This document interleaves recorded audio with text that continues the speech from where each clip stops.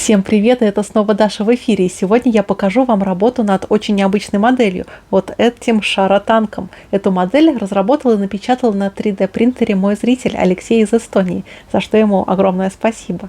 Леша, привет! Кстати, еще больше моделей шаротанков вы можете найти в интернет-магазине «Модельная лавка», а используя этот промокод, вы получите скидку в 200 рублей для первого заказа. А это, по сути, 3 баночки краски моей любимой марки Pacific 88. И вы получите их бесплатно. А для последующих заказов используйте промокод Даша на скидку в 10%. Так что пошли смотреть, как я собрала этот шаротанк и вообще, что такое модель, напечатанная на 3D принтере. Итак, открываем коробку. Конечно, я ее уже открывала, но все равно. Так, и здесь сама модель. Эту модель мне прислал мой зритель Алексей из Эстонии, и это, можно сказать, что самый настоящий самодельный набор для сборки. Тут, кстати, не так уж и много деталей. Вот две половинки корпуса, такие импровизированные гусеницы. В принципе, их можно даже собрать. Не знаю, насколько я правильно это сделала. Вот так. Вот, и, можно сказать, практически готовая модель. Да, эта модель отлита не из смолы, а она вообще напечатана на 3D принтере. И это, кстати, если посмотреть на эту модель, то можно увидеть характерные такие вот полосочки, слои расплавленного пластика. Причем, вероятно, это 3D принтер типа FDM, который как раз и печатает этим расплавленным пластиком. Думаю, что принтеры такого типа, кстати, очень хорошо подходят именно для этих задач. Но вообще лучше, наверное, бы использовать фотополимерный принтер.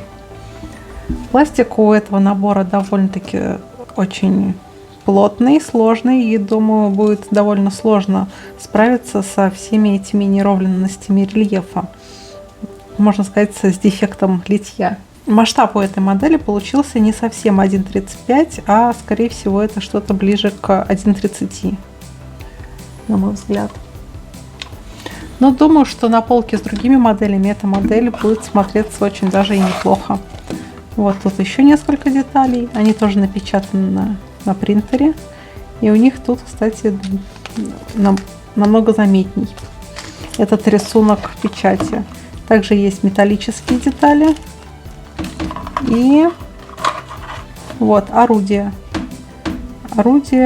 Так, скорее всего, что это имитация таких орудий, какие были на танке Т-26, то есть 45-миллиметровые пушки.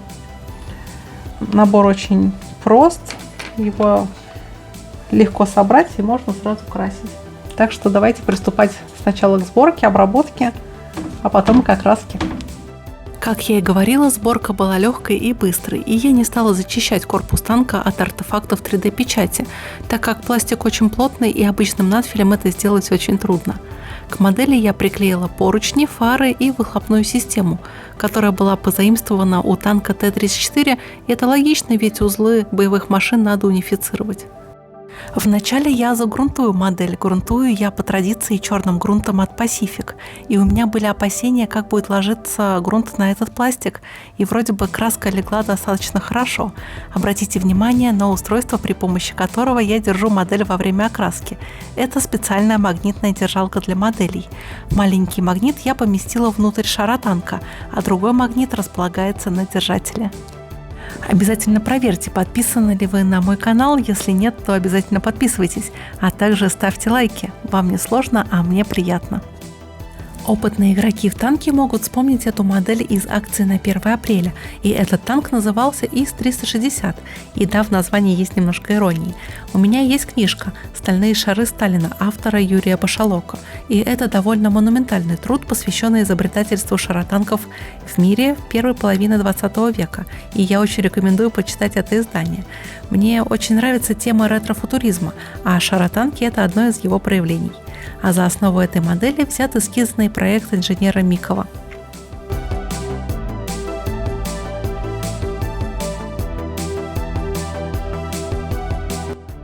А на этом этапе белой краской я высветляю танк и тем самым рисую дополнительные тени. Ведь если красить базовым зеленым цветом по черному грунту, то цвет получится слишком темным. а таким приемом я немножко этого избегаю. Эскизный проект был подготовлен к июню 1942 года, и общая концепция предусматривала различные технические решения.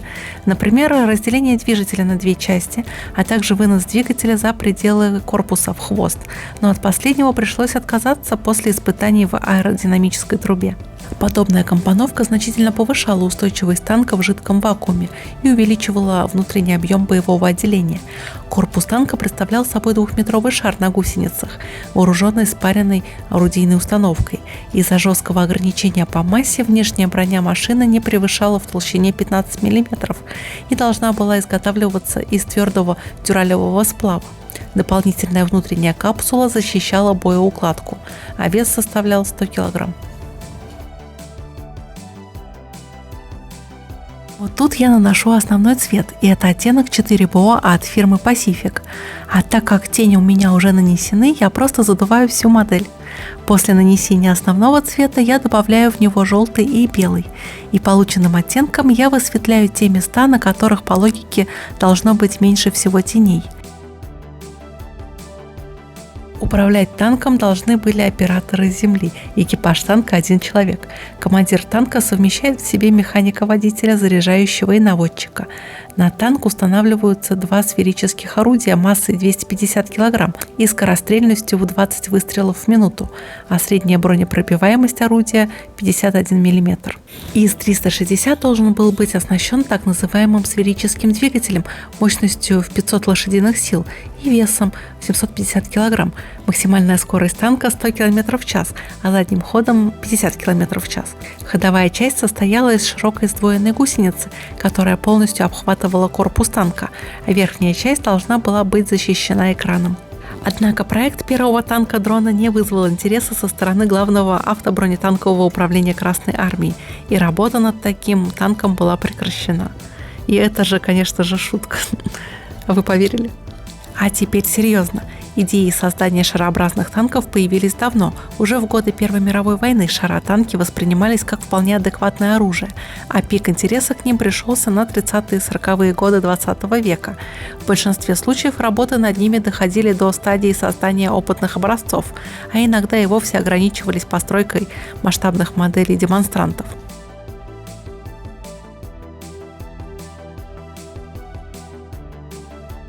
А при помощи жидкой черной акриловой краски я дорисовываю, как бы уточняю тени на уже полностью окрашенной модели.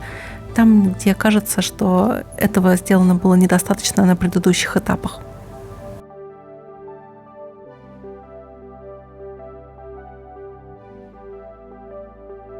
Шаротанк у меня советский, и думаю, что красные звезды ему не помешают.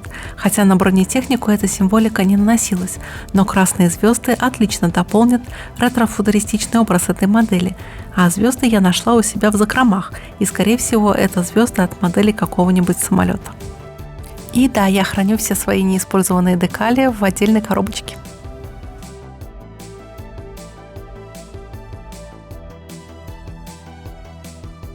Коричневой смывкой я выделяю рельеф модели, а именно углубление, и тут есть что выделить. Это различные грани, элементы выхлопной системы, смотровые приборы и, конечно же, клепки. Шарообразные боевые машины продолжали будоражить умы инженеров. Изобретательству по линии шаротанков активно способствовала научно-популярная литература, в которой периодически публиковали материалы из зарубежных журналов. Среди подобных публикаций попадались и заметки, посвященные шарообразным боевым машинам. Всерьез эти машины советскими военными не воспринимались, но у шаротанков нашлись свои поклонники. Как и в случае с зарубежными разработками, в подавляющем большинстве случаев дело не шло дальше эскизных проектов и моделей. Схемой наиболее популярной среди изобретателей шаротанков являлся интроцикл. Помимо того, что именно такие машины обычно появлялись на страницах научно-популярных изданий, подобная схема сулила массу преимуществ. Одной из главных причин, почему люди самых разных профессий и разного уровня образования брались за подобные конструкции, это снижение уровня уязвимости боевой машины. Шарообразная форма способствует рикошетированию пули снарядов, а также на подобных аппаратах отсутствует гусеница, которая, по мнению подавляющего большинства авторов, была крайне уязвимым элементом. Кроме того, индроцикл казался наиболее простым с точки зрения изготовления. И, наконец, значительная часть проектов предполагала обеспечение машине плавучести. И стоит отметить одну интересную деталь, что похожие по концепции машины оставили свой след в советской лунной программе. Программа разработки советского лунохода изначально и называлась «Шар», и не просто так. Корпус аппарата изначально был полусферическим, и кроме того прорабатывался аппарат «Аэлита», который вовсе являлся классическим шаротанком. Одним словом, мысль об классической идеальной сфере и дальше продолжала одолевать авторов похожих машин.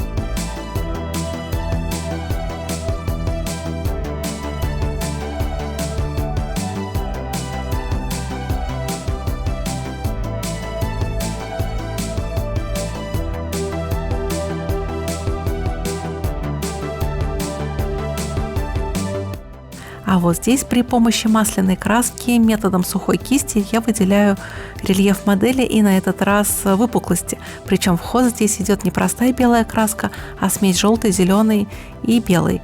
Так, чтобы получился слегка зеленоватый оттенок, но больше в белую сторону.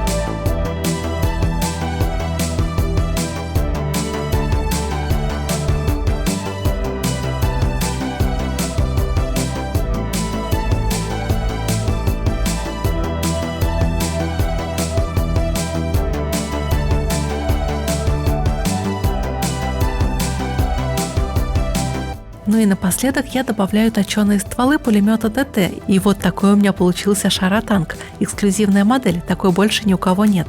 Ее стройка была для меня очень необычной и интересной. И надеюсь, вам тоже она понравилась. Обязательно подписывайтесь на канал и ставьте лайки. И пишите комментарии. И мы с вами увидимся в следующем видео на следующей неделе. Так что до новых встреч. Пока-пока.